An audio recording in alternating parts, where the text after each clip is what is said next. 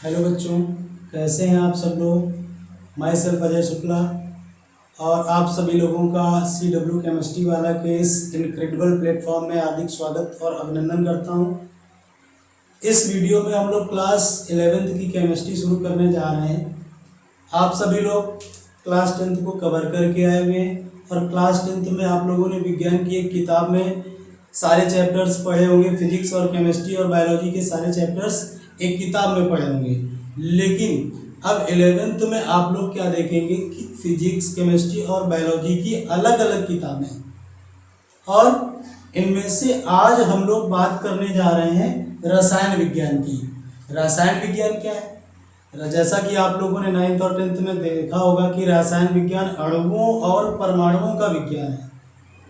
और हम लोग इस रसायन विज्ञान में क्लास 11th का पहला चैप्टर पढ़ने जा रहे हैं, रसायन विज्ञान की मूलभूत अवधारणाएं। आप लोगों ने देखा होगा कि जब क्लास 10th में आप लोग साइंस पढ़ रहे थे या केमिस्ट्री पढ़ रहे थे तो आपका सिलेबस इतना था, लेकिन अब क्लास 11th में आपका केमिस्ट्री का सिलेबस इतने से इतना होने जा रहा है। तो इसलिए आप सभी लोगों को बहुत ही सावधानी पूर्वक केमिस्ट्री की पढ़ाई करनी है और आप लोगों को एक दूसरे के साथ एक वादा करना है, एक प्रॉमिस करना है कि हम सभी लोग एक दूसरे के साथ 100% 100% योगदान करेंगे एक दूसरे का और पूरी ईमानदारी के साथ पढ़ाई शुरू करेंगे। तो आज हम लोग इस चैप्टर में बात करने जा रहे हैं पदार्थ और उसके वर्गीकरण के बारे में। तो इस वीडियो के माध्यम से हम लोग आज पदार्थ का संपूर्ण वर्गीकरण पढ़ेंगे और जब वर्गीकरण पढ़ लेंगे तो वर्गीकरण को पढ़ने के बाद हम लोग जब परमाणुओं और अणुओं को गिनने की बात आएगी तो हम लोग वहाँ पर मोल संकल्पना के बारे में पढ़ेंगे। और जब हम लोग मोल संकल्पना के माध्यम से अणुओं और परमाणुओं की माप करना सीख जाएंगे तो इसके पश्चात हम लोग मोल संकल्पना का प्रयोग करके रासायनिक समीकरणों में मोल संकल्पना का प्रयोग करके रस समीकरण मिति प्राप्त करेंगे। और जब हम लोग रस समीकरण मिति का अध्ययन कर लेंगे तो रस समीकरण मिति के उपयोग के द्वारा हम लोग बात करेंगे, हम लोग आगे पढ़ाई करेंगे कुछ रासायनिक गणनाओं से संबंधित अध्ययन करेंगे। इसके बाद आगे आने वाले वीडियो में हम लोग रासायनिक अभिक्रियाओं के प्रति कुछ नियम और सिद्धांतों को भी पढ़ेंगे। तो चलिए बच्चों, हम लोग शुरू करते हैं आज क्लास 11th का पहला अध्याय रसायन विज्ञान की मूलभूत अवधारणाएं। तो इस चैप्टर में हम लोग सबसे पहले बात करेंगे पदार्थ की। तो हेडिंग लगाते हैं हम लोग पदार्थ। बच्चों, पदार्थ होता क्या है? आप सभी लोग पहले से ही जानते होंगे कि पदार्थ क्या है। पदार्थ के अंतर्गत हर वह वस्तु आ जाती है जिसमें अपना कुछ द्रव्यमान होता है, जो कुछ न कुछ स्थान घेरती है और जिसका अनुभव हम लोग अपनी ज्ञानेंद्रियों द्वारा कर सकते हैं। तो इस बात को लिख करके देख लेते हैं कि भाई पदार्थ क्या है। तो यहाँ पर हम लोग लिखेंगे हर वह वस्तु, हर वह वस्तु जिसमें द्रव्यमान होता है, जिसमें द्रव्यमान होता है और जो कुछ स्थान घेरती है, कुछ स्थान घेरती है, कुछ स्थान घेरती है, पदार्थ कहलाते हैं। अगर हम लोग बात करें तो इस पृथ्वी में ही नहीं, इस पूरे ब्रह्मांड में ऐसी जितनी भी वस्तुएं हैं, हर एक वस्तु, हर एक चीज जो स्थान घेरती है, जिसमें कुछ न कुछ द्रव्यमान होता है और जिसका अनुभव हम लोग अपनी ज्ञानेंद्रियों द्वारा कर सकते हैं, पदार्थ की श्रेणी में आ जाती है। पदार्थ के कुछ उदाहरण जैसे आपका ये मार्कर है, ये मार्कर भी क्या है आपका पदार्थ। तो अगर हम इसके उदाहरणों की बात करें तो पदार्थ के अंतर्गत आपका मार्कर आ जाता है, आपकी मेज आ जाएगी, आपकी कुर्सी आ जाएगी, ठीक, आपका जल, ठीक, आपकी वायु, ये सभी आपके पदार्थ के अंतर्गत आ जाते हैं। तो ये बच्चों, ये तो बात हो गई पदार्थ की। अब हम लोग बात करने जा रहे हैं पदार्थ के वर्गीकरण, पदार्थ का वर्गीकरण। तो चलिए भाई वर्गीकरण भी कर लेते हैं। देखिए, जब हम लोग किसी चीज का वर्गीकरण करते हैं तो कोई ना कोई एक आधार लेकर के चलते हैं, किसी न किसी आधार पर उस चीज का हम लोग, उस वस्तु का, उस पदार्थ का वर्गीकरण करते हैं। तो हम लोग यहाँ पर वर्गीकरण करने जा रहे हैं तो कोई ना कोई एक आधार लेकर के चले, और हम लोग यहाँ पर आधार ले रहे हैं पदार्थ के गुण, पदार्थ के गुणों को वर्गीकरण का आधार मानते हैं। और अब गुणों के आधार पर देखें तो पदार्थ में दो तरह के गुण होते हैं, एक भौतिक गुण और एक रासायनिक गुण। तो हम लोग पदार्थ का वर्गीकरण इन दो गुणों के आधार पर दो तरह से कर सकते हैं। एक भौतिक आधार पर वर्गीकरण कर सकते हैं, अर्थात भौतिक वर्गीकरण, भौतिक आधार पर हम लोग वर्गीकरण कर सकते हैं। तो क्या मिलेगा? भौतिक वर्गीकरण। और दूसरा रासायनिक गुणों के आधार पर वर्गीकरण करें तो क्या मिलेगा? रासायनिक वर्गीकरण। क्या देखने को मिलेगा? रासायनिक वर्गीकरण। देखिए, हम लोगों ने पदार्थ का वर्गीकरण किया, आधार लिया पदार्थ के गुण, और पदार्थ के गुणों के आधार पर हम देखें तो पदार्थ का दो तरह से वर्गीकरण कर सकते हैं। पहला हो गया भौतिक वर्गीकरण और दूसरा हो गया रासायनिक वर्गीकरण। भौतिक गुणों के आधार पर हमने जो वर्गीकरण किया, भौतिक वर्गीकरण। रासायनिक गुणों के आधार पर जो वर्गीकरण किया तो क्या प्राप्त हुआ? रासायनिक वर्गीकरण। अब हम लोग भौतिक वर्गीकरण और रासायनिक वर्गीकरण को और अच्छे से देखेंगे।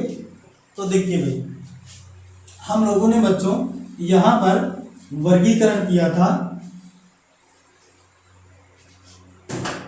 यहाँ पर हम लोगों ने वर्गीकरण किया पदार्थ।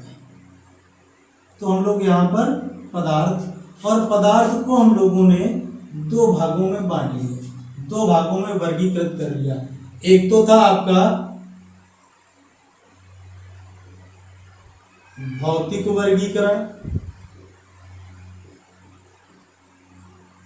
और दूसरा था हमारे पास रासायनिक वर्गीकरण। रासायनिक वर्गीकरण।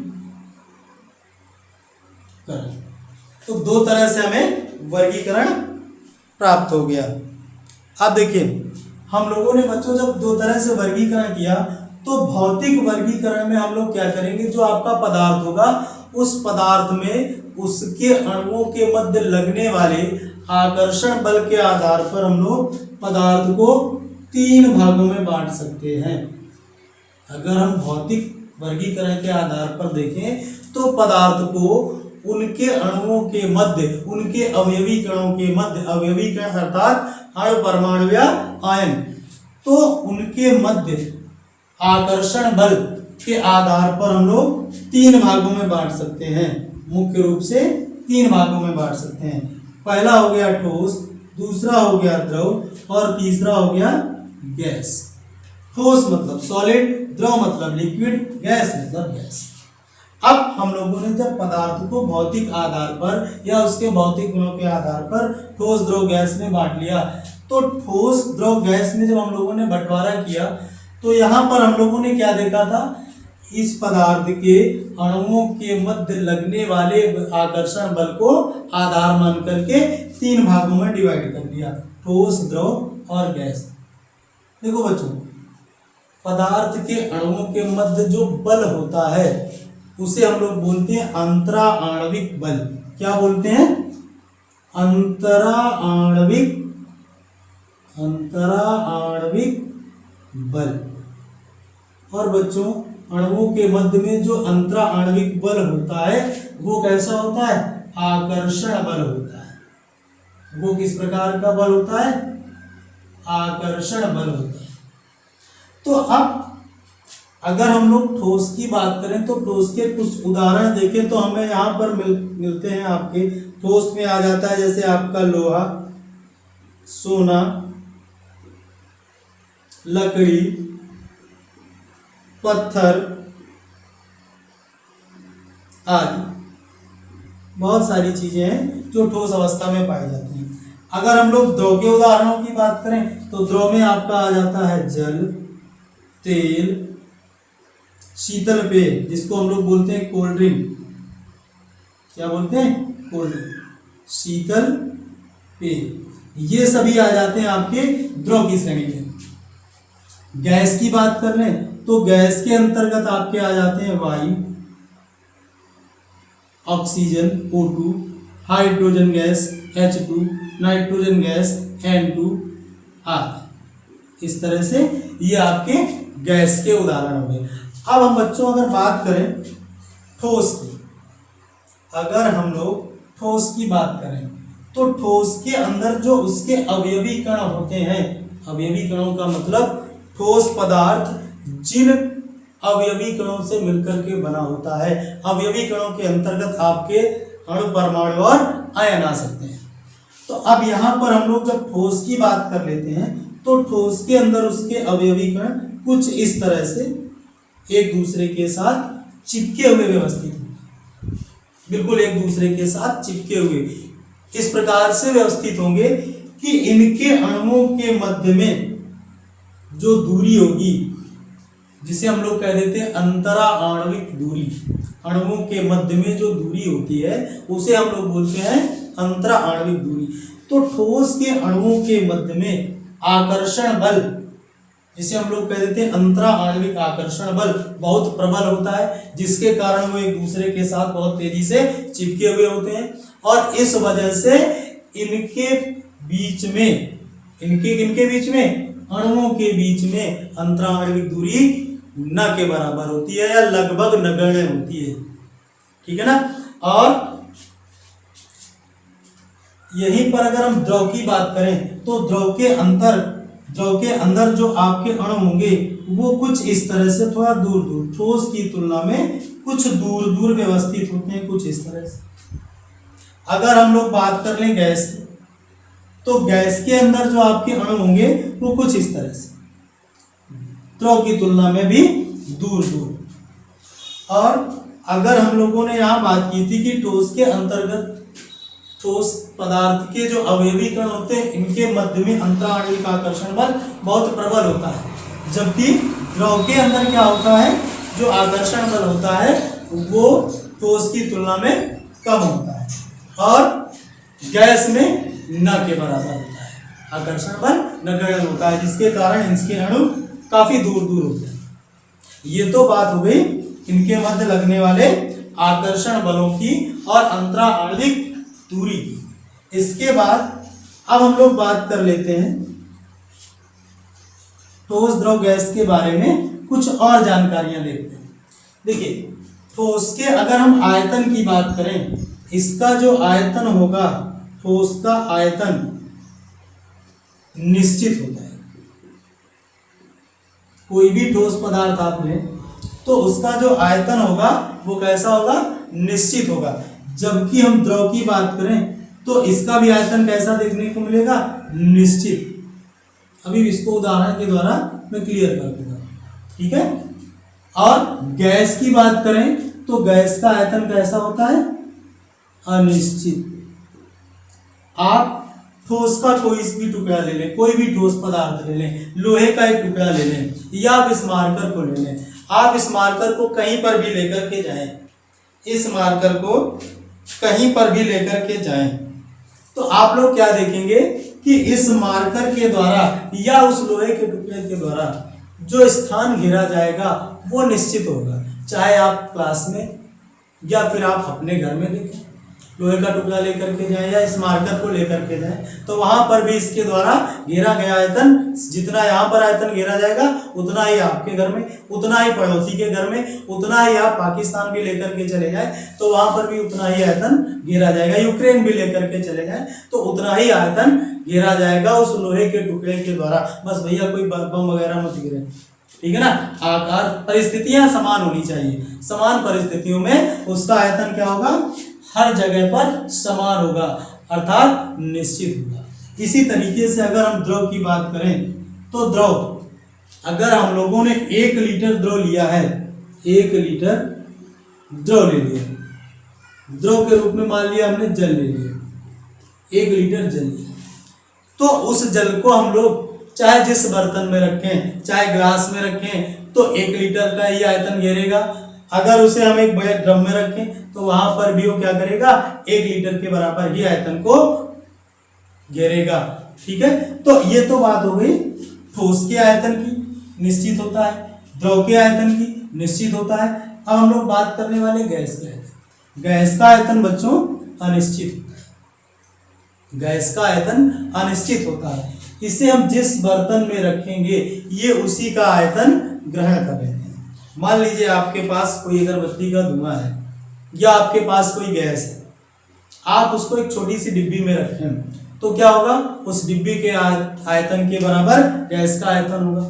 अगर आप उस डिब्बी को खोल दे तो इस पूरे कमरे में वो गैस क्या होगी, समान रूप से फैल जाएगी और इस कमरे के आयतन को ग्रहण कर लेगी। तो इस तरह से क्या देखने को मिलेगा, हमें गैस का आयतन अनिश्चित देखने को मिलेगा, फिक्स नहीं होगा। इस बर्तन के आधार पर या जिस बर्तन में रखेंगे उसी का आयतन ग्रहण कर लेते हैं। अब बात आ जाती है इनके आकार की।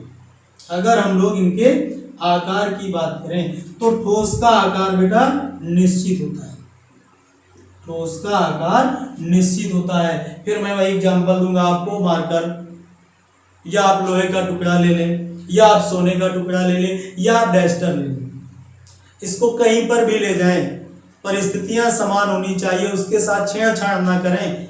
तो हमें जो इस मार्कर का आकार मेरे पास होगा, अगर मैं ये मार्कर आपको दे दूं तो उस समय भी उसका आकार आपके पास भी सेम यही होगा।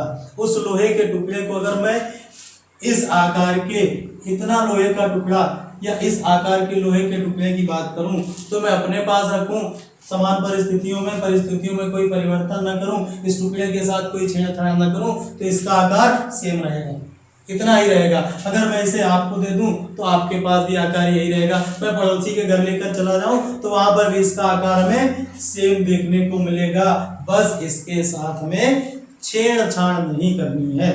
तो ये तो बात हो गई इसके आकार की। अब हम लोग बात कर लेते हैं बेटा द्रव के आकार। द्रव का जो आकार होता है वो अनिश्चित होता है, ये जिस बर्तन में रखे जाते हैं उसी का आकार ग्रहण कर लेते हैं। मान लीजिए आपके पास 1 लीटर जल है, अगर मैंने इस 1 लीटर जल को एक लोटे में रखा, एक घड़े में रख दिया तो घड़े का आकार ले लिया जल ने। अगर मैं इसे 1 लीटर की या 2 लीटर की किसी बोतल में रख दूं तो जल क्या करेगा, उस बोतल का आकार ग्रहण कर लेगा। मैं इसे एक ड्रम में रख दूं तो उस ड्रम का आकार ग्रहण करेगा। इसे एक डिब्बे में रख दूं तो इस डिब्बे का, जिस आकार के बर्तन में रखूंगा उसी बर्तन के आकार को ग्रहण कर लेता है। और यही खासियत गैस में भी पाई जाती है। गैस का भी आकार कैसा होता है बच्चों, अनिश्चित होता है। गैस को हम लोग जिस बर्तन में रखते हैं उसी का आकार भी ग्रहण कर लेती है। तो ये तो बात हो गई इनके आयतन और आकार के बारे में। ये थी आपको ठोस और गैस के बारे में थोड़ी बहुत जानकारी। इसके बाद अब हम लोग बात कर लेते हैं बच्चों रासायनिक वर्गीकरण के बारे में। ठीक है, अब हम लोग बच्चों बात करते हैं रासायनिक वर्गीकरण, पदार्थ का रासायनिक वर्गीकरण। तो जब हम लोग रासायनिक गुणों के आधार पर देखते हैं तो हमें पदार्थ 2 तरह के मिल जाते हैं। पदार्थ कितनी तरह के मिल जाते हैं, 2 तरह के। एक मिल जाता है हमें शुद्ध पदार्थ, एक मिल जाता है शुद्ध पदार्थ, और दूसरा मिल जाता है हमें बच्चों मिश्रण। क्या मिल जाता है, मिश्रण। शुद्ध पदार्थ, तो शुद्ध पदार्थ की बात करें तो हम लोग इसमें क्या देखते हैं, इसमें केवल एक ही प्रकार का पदार्थ उपस्थित होता है।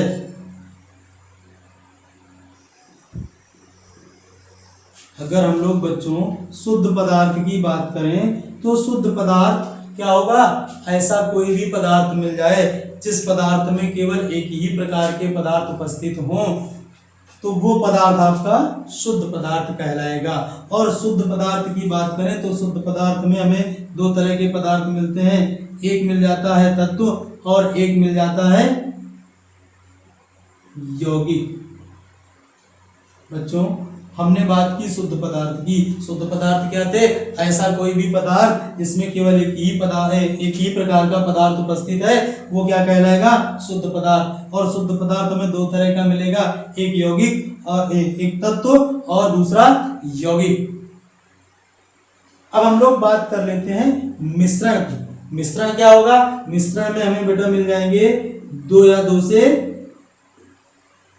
दो से अधिक पदार्थ, दो या दो से अधिक पदार्थ उपस्थित होते हैं, दो या दो से अधिक पदार्थ उपस्थित होते हैं। ये तो बात हो गई मिश्रण की। मिश्रण हमें दो तरह का मिलता है, एक मिल जाता है समांगी मिश्रण और एक मिल जाता है विषमांगी मिश्रण। एक मिल जाता है विषमांगी मिश्रण।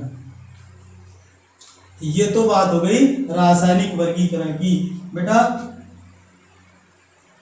तत्व क्या होता है और यौगिक क्या होता है? तो अगर हम लोग बात करें तत्व की, तो तत्व बच्चों, अगर हम लोग तत्व की बात करें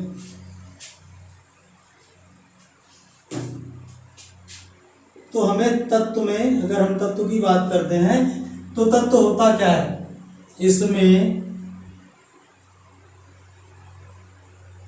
एक ही प्रकार के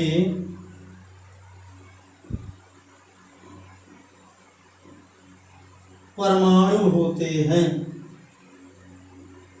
तत्व में एक ही प्रकार के परमाणु पाए जाते हैं। ऐसा कोई भी पदार्थ मिल जाए इसमें केवल एक ही प्रकार के परमाणु उपस्थित हो तो वो क्या कहलाएगा? आपका तत्व।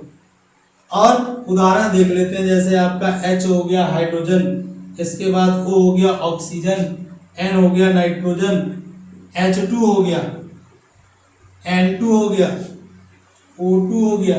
ये सभी क्या है? आपके तत्व की श्रेणी में आ जाएंगे। अब हम लोग बात कर लेते हैं, देखो तत्व की हमने बात की तो एक ही प्रकार के परमाणु। अब यहां पर हम लोग क्या देख रहे हैं? H एक ही प्रकार का परमाणु है, O एक ही प्रकार का परमाणु है। अगर हम लोग H2 की बात करें तो यहाँ पर H ही तो है, दो हाइड्रोजन परमाणु मिलकर के बने हाइड्रोजन गैस H2 बना।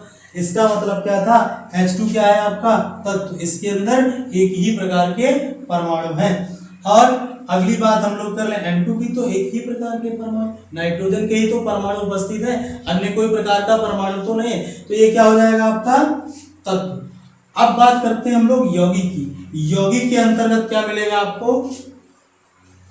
यौगिक में मिल जाएंगे आपको,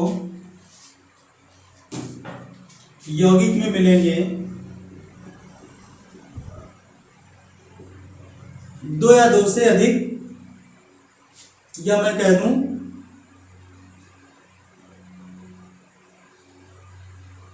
दो या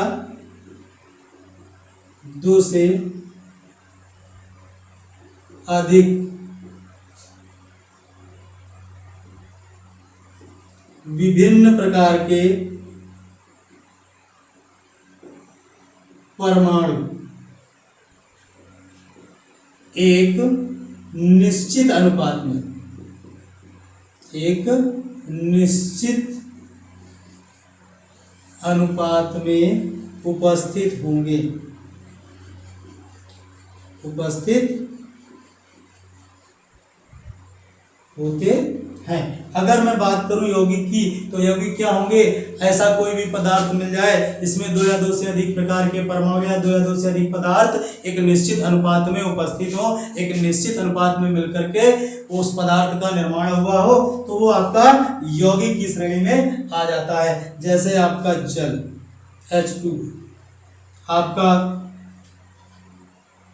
CO2, ये सब आपके क्या है?